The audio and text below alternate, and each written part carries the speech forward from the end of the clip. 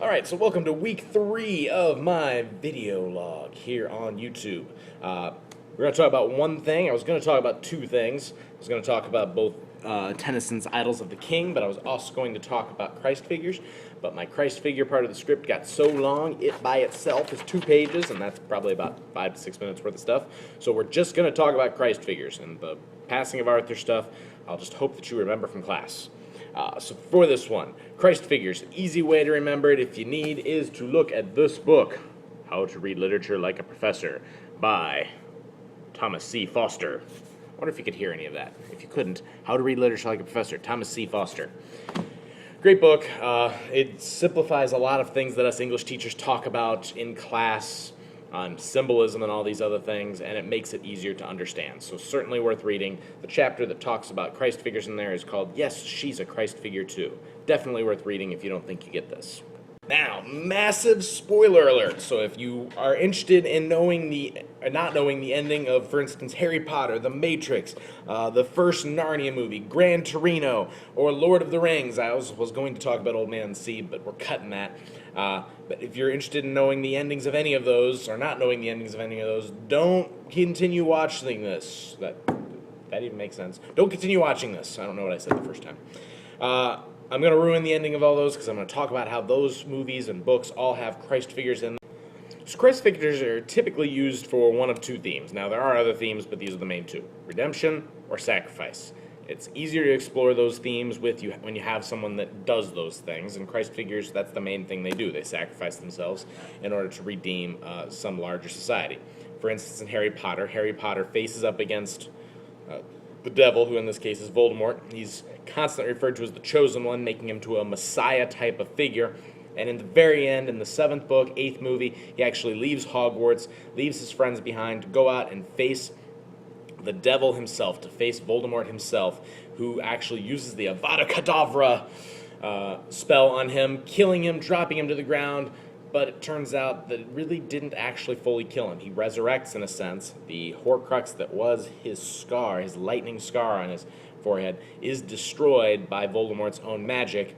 But then, of course, Harry Potter actually resurrects and is able to fight one last time and defeat Voldemort and basically deliver the world of Harry Potter from the evil that is Voldemort and from all of his evil influence.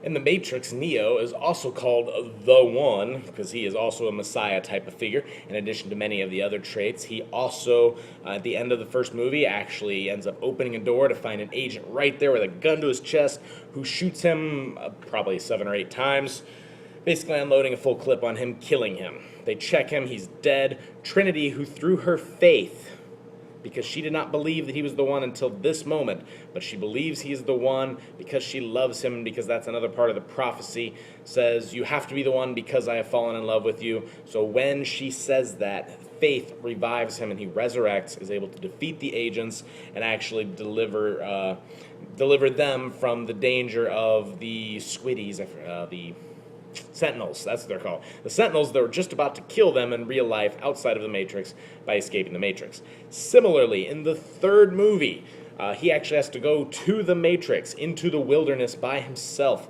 where he has to face basically the devil figure in Agent Smith by plugging himself directly into the Matrix, and then also facing off against him.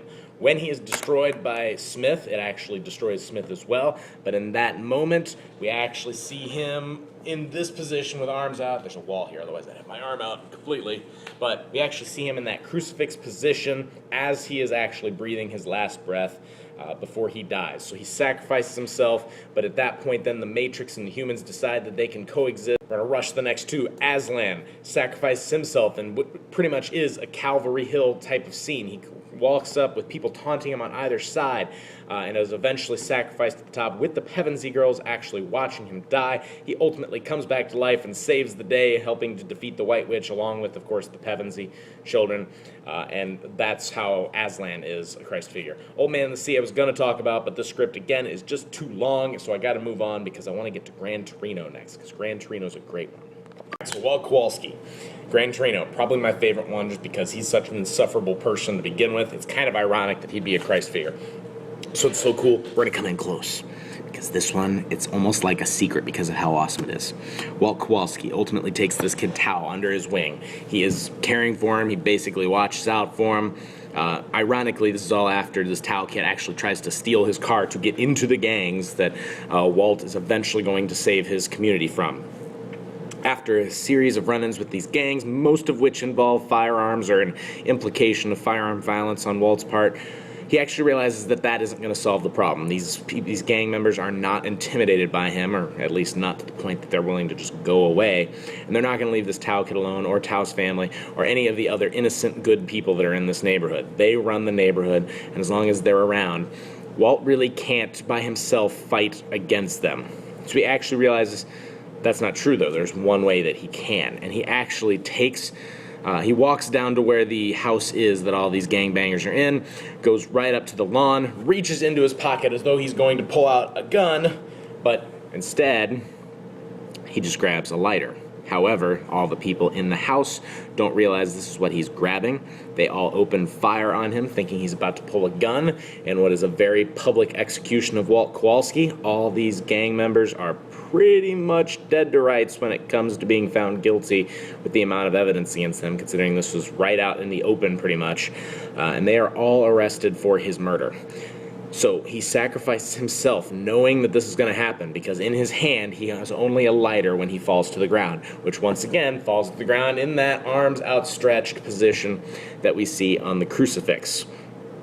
From there, Tao and his family and all the other people of this community that are innocent and unaffiliated with gangs are basically redeemed and can live their lives peacefully without the threat of gang violence anymore. Of course, just like all these other characters or Christ figures, the ultimate point of this is to come back to Arthur as a Christ figure. He's got a round table full of disciples. He is a Messiah figure. Merlin even praised the Song of Simeon, at least in T.H. White's version of the myth, basically implying that Merlin realizes that he is now ready to be this Messiah for England. There's, of course, an implication in many of these versions that Arthur could actually rise again to save England at a time of great need. And, of course, he brings redemption to what was an England that at the time was very war-torn, split by a lot of civil wars after Uther Pendragon, his biological father's death.